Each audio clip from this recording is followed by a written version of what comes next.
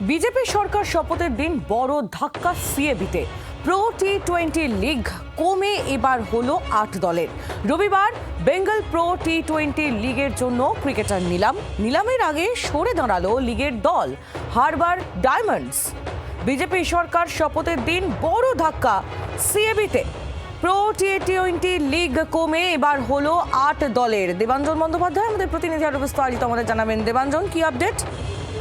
সেটা যে রাজ্যে যেদিন বিজেপি সরকার শপথ ঠিক সেদিনই সিএবিতে বলা যেতে পারে একটা বড় ধাক্কা। কারণ সিএবি প্রতি বছর খুব ঘটা করে বেঙ্গল প্রো লিগ করে, যেখানে এবছর বলা হয়েছিল এপ্রিল মাসে যে এটা 9 দলের হবে, 8 দলের পরিবর্তে। আজকে দেখা গেছে যে গত 2 মরশুম ধরে যে দল খেলছিল হারবার ডায়মন্ডস, তারা আজকে জানিয়েছে তারা উইথড্র করে নিচ্ছে টিম।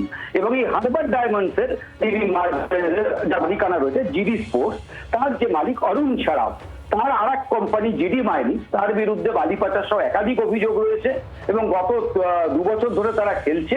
এবং সেখানে হঠাৎ করে আজকে রাজ্যে সরকার বদলের আগেই আগামীকাল নিলাম, সেই নিলামের আগে হারবার ডায়মন্ডস কিন্তু তারা সিএবি বেঙ্গল প্রো টি-20 লিগ থেকে তারা টিম উইথড্র করে নিল। এটা কিন্তু সিএবির কাছে একটা বড় ধাক্কা, কারণ এই মুহূর্তে তাদের কাছে নতুন কোনো টিম নেওয়ার কোনো উপায় থাকছে না। এবং এই হারবার ডায়মন্ডস মানস তিওয়ারিকে মুভ করে এগোচ্ছিল। তার ফলে বলা যেতে পারে মানে রাজ্যে কুস্তি বদলের সঙ্গে সঙ্গে খেলার জগতেও কিন্তু যে টালমাটাল, সেই টালমাটাল পরিস্থিতি ঢেউ এসে লাগলো।